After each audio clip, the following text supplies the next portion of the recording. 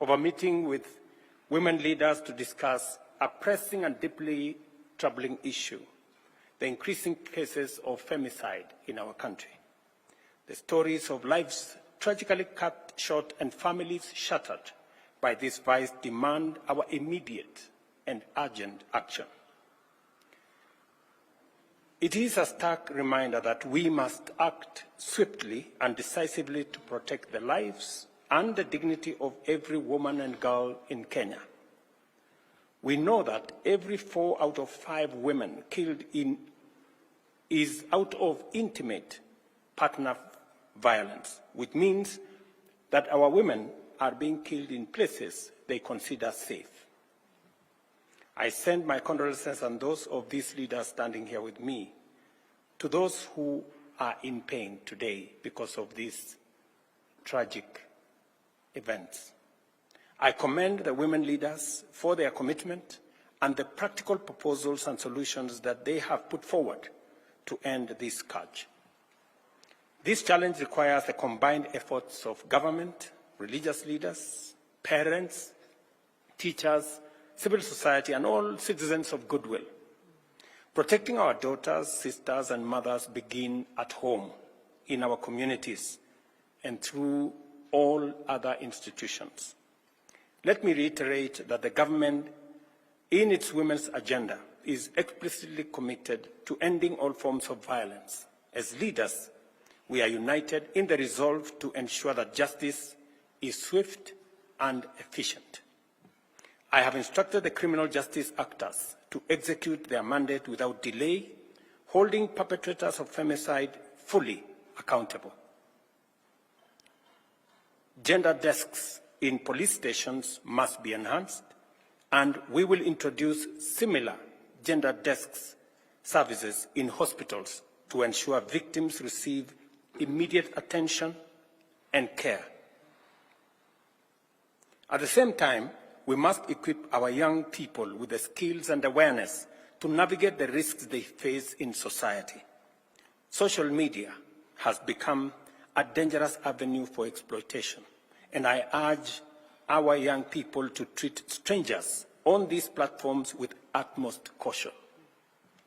Parents, schools, churches, and community organizations must step up to provide life skills, counseling, and guidance to our young people.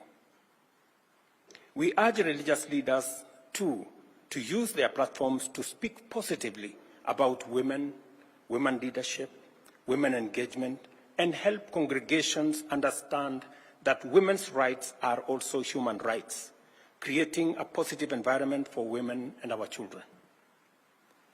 The government of Kenya is committed to ensuring that the structures that respond and support survivors do not re-victimize them. Matter psychological support and safe spaces for women and children are a priority in my office. Through the Women's Rights Advisor, we are launching a Safe Homes, Safe Space campaign during the 16 days of activism against gender-based violence that is going to start on the 25th of November. Our communities need education on the signs and causes of abuse and the resources available to victims. Awareness is a crucial step in prevention.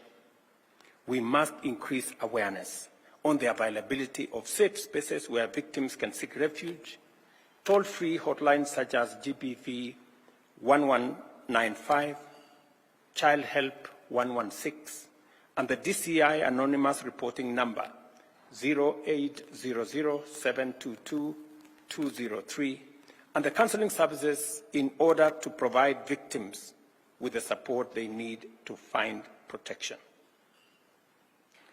As we approach the 16 days of activism against gender-based violence, the women leaders standing here have agreed to embark on a nationwide awareness campaign to confront this vice head-on. This campaign will have the full support of my administration, and we are committing Kenya shillings 100 million for the Safe Home, Safe Spaces campaign and for the next 16 days of activism. And these women leaders will lead the way in making sure that our girls, our women,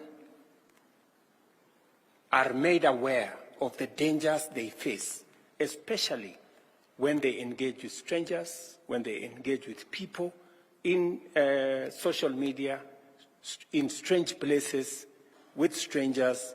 It endangers their lives and it weakens their ability to be able to extricate themselves. I urge every Kenyan to join in this movement, to speak out, to educate, and to stand united against femicide. Finally, parents have a crucial role, and I say so as a parent of 4 girls myself. Be present and approachable for your children. Let us create homes where children feel safe, supported, and loved. A strong family is the first line of defense against the dangers lurking in our society. The women leaders and I stand united in declaring that femicide has no place in Kenya. Together, as a nation, through our concerted efforts, we shall eradicate this vice. We must be relentless in protecting the vulnerable in our midst and unwavering in our mission to create a society where every woman lives in safety, dignity, and freedom from fear. Thank you very much, and I look forward, leaders, to working with you as we join hands, make concerted effort, work together, partner to make sure that we raise the level of awareness of the dangers that our girls, our daughters face in the hands of strangers and in the hands of people who don't mean well for our society. Thank you very much.